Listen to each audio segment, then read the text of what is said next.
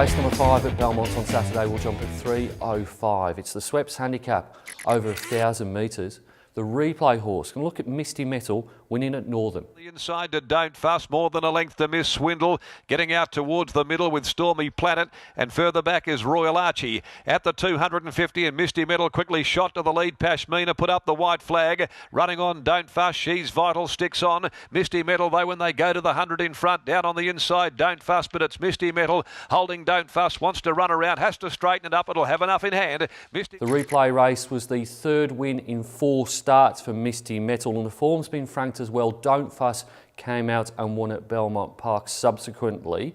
Look, she was beaten by Speeding Comet 3 starts ago, but in this race I think Misty Metal from barrier 5 for Sean McGrady maps better than the top weight for Kate Whitten, and that's why Misty Metal in form goes on top and likely to turn the tables on Speeding Comet. I think the main danger may be number 4, Imperial Venus. He's second up, having resumed without a trial. He over-raced first up and also tracked wide as well, and I really like the booking of William Pikes. The first time he's ridden this horse, and it's an eye-catching booking at that. Number 1, Speeding Comet, is the third pick. Drops to the grade in which he beat all bar Enticing Star 3 starts ago, but I'm not sure if he likes Belmont, and also I'm not sure if Gate 1 is ideal for this galloper. He does get back and he could find himself blocked for a run. Number 2, Denim Pack, has got plenty of ability and he's shown that on each of its last 2 appearances. I'm just not convinced he wants 1,000 metres. I think he's best over 1,200, therefore he only goes in for the exotics. My top selection in race number 5, going to go with number 7, Misty Metal, to beat 4, Imperial Venus, 1, Speeding Comet and 2, Denim Pack. Race number 6 at Belmont on Saturday will jump at 20-4. It's one of the features. It's the Warroa Belmont Guineas over 1,600 metres for the 3-year-olds at listed level.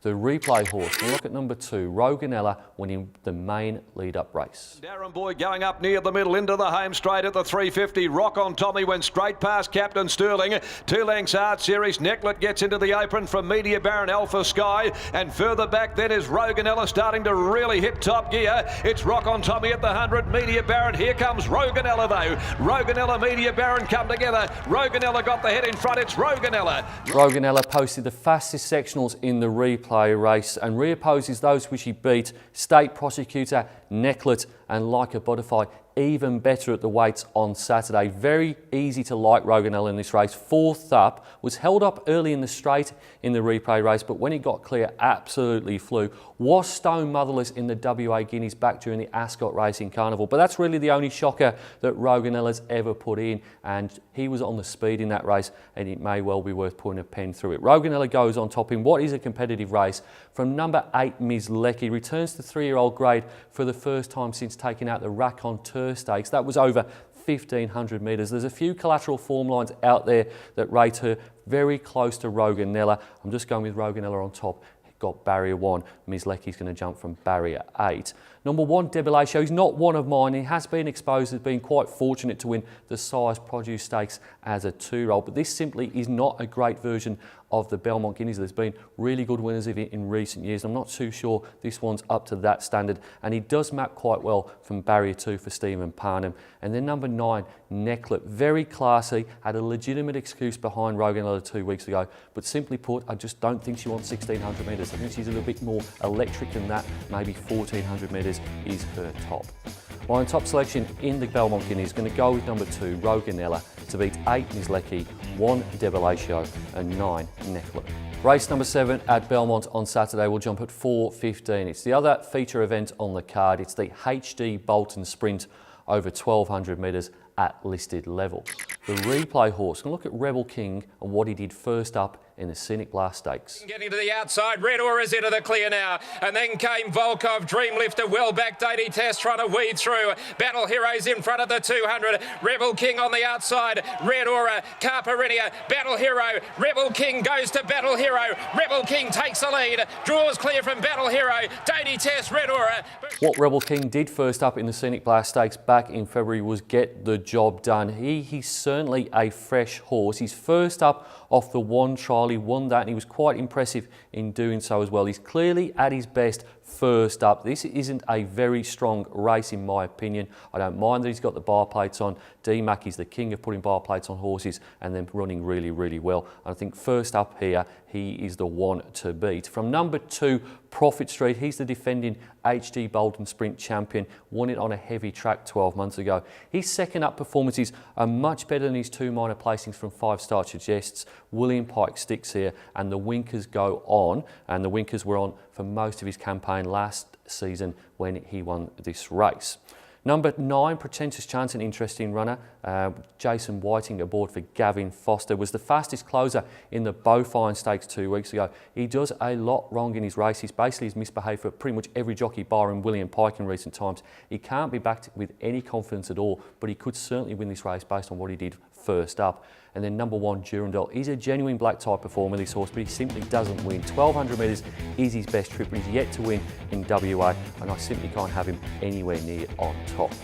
My top selection in this race is number 4, Rebel King, to beat 2, Profit Street, 9, Pretentious Chant, and 1, Durandal. Race number 8 at Belmont on Saturday will jump at 4:50. It's the Dr. James Forbes handicap over 1300 metres.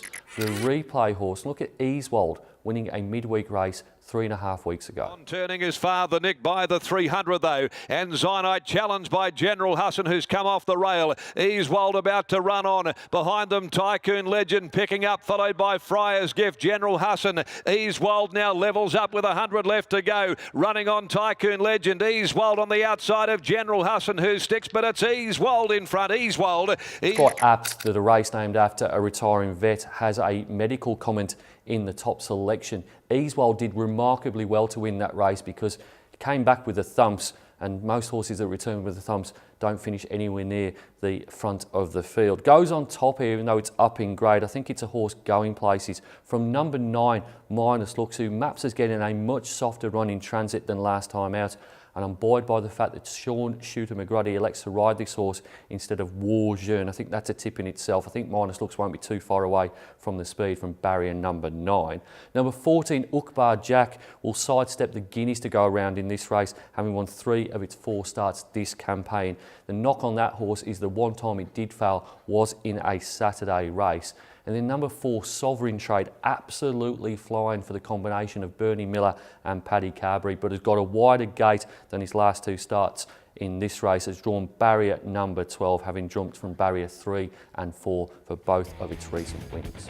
My top selection in the finale, going to go with number 15, Easwold, to beat 9, Minus Looks, 14, Ukbar Jack, and 4, Sovereign Trade. It's now time to nominate my best bets on the Belmont card this Saturday. Going to go in race number 3, number 1, Atlanta Blue, for the team of Jason Pateman and the champion apprentice in waiting, Taylor Stone. And then in one of the features, race number 6, number 2, Roganella, for Dan Morton and Paul Harvey. It's easy to stay up to date with everything that's happening at Perth Racing. You can log onto our website or you can follow us on one of our social media channels.